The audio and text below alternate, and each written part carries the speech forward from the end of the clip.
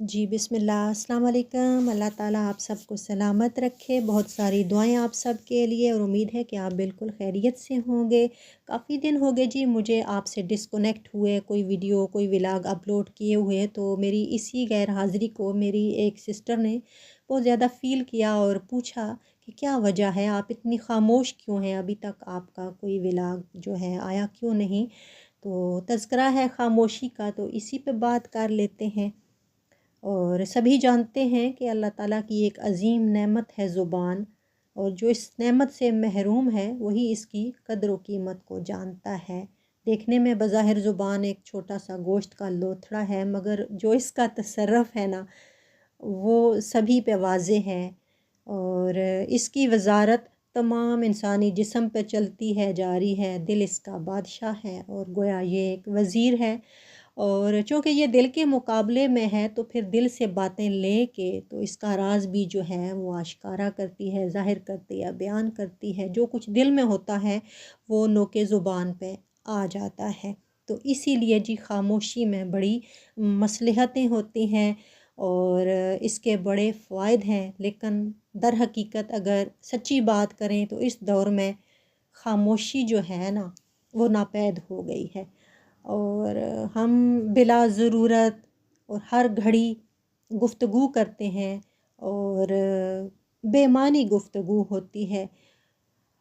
देखें, अल्लाह ताला ने फ़रिश्ते मुकर्रर कर रखे हैं दाएं और बाएं, जो किरामुन कातिबीन हैं। हम जो बयान करते हैं, जो अमल करते हैं वो लिखते हैं। और दिन में हमसे हज़ारा गुनाह जो हैं वो इसी ज़ुबान की बदौलत सरज़द होते हैं। कभी ग़ीबत हो रही है, कभी झूठ बोला जा रहा है, कभी दिल में बदगुमानी होती है तो वो ज़ुबान की नोक पे आती है और फिर फ़साद बर्पा हो जाते हैं। घरों में फ़ितने हैं, घरों में उलझने हैं इसी ज़ुबान की तलख़ी की बदौलत। ना ज़ुबान में शीरीनी है, ना नरमी है। और जब गुस्सा की आग भड़कती है तो फिर तो गोया कुछ दिखाई ही नहीं देता। तो इसके मुकाबले में अगर देखें, ख़ामोशी इख्तियार कर लें तो उसके कितने फ़वाइद हैं। हर घड़ी घर में सुकून है, अपनी ज़ात के अंदर सुकून है, रूह में सुकून है। अल्लाह ताला के साथ कनेक्शन जो है वो हमारा मज़बूत है। और जिसका अखलाक बुलंद है जी वही इंसान सुरखरू है, अल्लाह ताला की बारगाह में वो पसंदीदा है। और अखलाक की जो पहली बुनियाद है वो हमारी नरम मिजाजी और ज़ुबान की नरमी है। और इसके पीछे नरमी के सबसे पहला आंसर जो आता है वो ख़ामोशी का आता है कि हम खामोशी इख्तियार कर लें तल्ख़ बातों पे, ख़ामोश हो जाएं किसी कड़वी कसीली बात पे। और ज़्यादा गुफ्तगू की आदत को तर्क करके हम महदूद जुमले अपनाएं, थोड़ी और मुख्तसर बात करें, बामानी गुफ्तगू करें। ख़ामोशी अल्लाह ताला का बड़ा इनाम है अगर किसी इंसान को मुयस्सर आ जाती है। तो यहाँ मैं हुज़ूर अपने क़िबला आलम जनाब ज़िंदा पीर साहब की जो चंद कलमात हैं कंजुल इरफ़ान में मेरे बाबा जी ने लिखे वो मैं आप लोगों के साथ शेयर कर देती हूँ कि हुज़ूर क़िबला आलम जनाब ज़िंदा पीर साहब ने ख़ामोशी के कितने प्यारे फ़वाइद जो हैं वो बयान फरमाए हैं। बाबा जी लिखते हैं कंजुल इरफ़ान में कि ज़िंदा पीर साहब ने इरशाद फरमाया, अगर सलामती के 10 हिस्से किए जाएं तो 9 हिस्से ख़ामोशी में, यानी सलामती के 10 हिस्से तो उसमें 9 हिस्से ख़ामोशी में और 10वां हिस्सा मखलूक़ खुदा से अलग रहने में है। अलग रहने का अब ये मतलब नहीं है कि हम तर्क दुनिया कर दें, सब कुछ छोड़ दें, किनारा कशी कर लें। अलग रहने से मतलब ये है कि हम थोड़ा सा अपनी ज़ात को महदूद कर लें, दूसरों के मामलात में इंटरफेयर ना करें, दूसरों को तकलीफ़ ना दें, दूसरों से उलझने से गुरेज़ करें और बस ये है कि थोड़ा सा महदूद हो जाएं। इसका ये मतलब है अलग रहना। ख़ामोशी से इंसान दुनिया के फ़ितनों से महफूज है और अलग रहने में गुनाहों से महफूज है। फिर फरमाया कि एक तालब की ज़ुबान जब इस्लाह पज़ीर हो जाए तो उसका कल्ब भी साले हो जाता है। आपने फरमाया आदमी की काबिलियत ज़ुबान के नीचे पोशीदा है।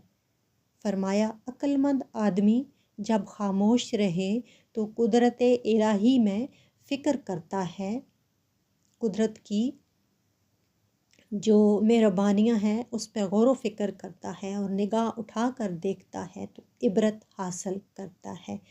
پھر فرمایا کہ احمق کی عقل اس کے زبان کے پیچھے اور عقل مند کی زبان اس کی عقل کے پیچھے ہوتی ہے۔ فرمایا ناشکر انسان کا منہ تو نعمت کھانے میں اور زبان شکوہ میں مصروف رہتی ہے۔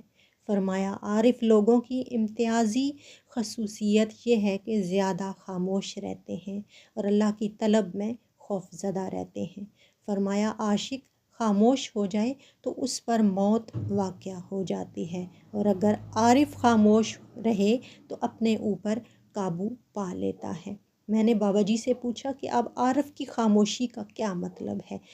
تو آپ فرمانے لگے کہ جب اللہ تعالیٰ کسی انسان کو نوازتا ہے، معرفت عطا کرتا ہے، طریقت کی راہ پہ چلتا ہے، سلوک کی منزلیں طے کرتا ہے، تو وہ جو اس پہ انعامات باری ہوتے ہیں وہ ان پہ خاموشی اختیار کرے، اپنے بھید کو کسی پہ عیاں نہ کرے، اپنے اوپر قابو پا لے تو وہ کامیاب ہوتا ہے۔ اس کی کامیابی ہی یہی ہے عارف کی کہ وہ خاموش رہے، ورنہ اس کی ساری کیفیت سلب کر لی جاتی ہے اور راہ سلوک میں وہ کامیابی حاصل نہیں کر سکتا۔ تو سب سے بڑی اس کی کامیابی ہی یہی ہے کہ جو عارف پہ انعامات ربانی ہوتے ہیں وہ ان پہ خاموشی اختیار کرے۔ فرمایا جس طرح انسان کلام کرنا سیکھتا ہے اسی طرح خاموش رہنا بھی سیکھنا چاہیے۔ کلام راستہ بتاتا ہے اور خاموشی انسان کو بچاتی ہے۔ پھر فرمایا کہ جو شخص زیادہ اپنے نفس کی حفاظت کرتا ہے وہ شخص اپنی زبان پر بھی زیادہ قابو رکھ سکتا ہے۔ پھر زندہ پیر صاحب نے تبسم ریز لہجہ میں فرمایا خدا کے فضل سے ہم تو خدا اور اس کے حبیب علیہ الصلاۃ والسلام کی بات کرتے ہیں، خاموشی اور اپنے معمولات کی ادائیگی میں وقت گزارتے ہیں۔ یہ تھی جی زندہ پیر صاحب کی باتیں، اور ان باتوں میں بہت ساری حکمت پوشیدہ ہے ہمارے لیے۔ اگر ہم عمل کرتے ہیں تو اس میں ہمارے لیے بہت ساری عزتوں کے پہلو بھی ہیں اور ہماری نجات بھی ہے دنیا اور آخرت میں۔ بس اللہ تعالیٰ ہمیں اپنے خوبصورت سے فضل سے نوازے اور ہماری دین دنیا آخرت اللہ رب العزت خوبصورت فرما دے اپنے نیکوکار بندوں کے صدقے اور وسیلے۔ تو پھر ملیں گے جی انشاءاللہ ایک نئی ویڈیو ولاگ کے ساتھ۔ اپنا بہت سارا خیال رکھیے گا، اور ویڈیو اچھی لگی ہو تو اپنی رائے کا اظہار ضرور کیجیے گا۔ اللہ حافظ۔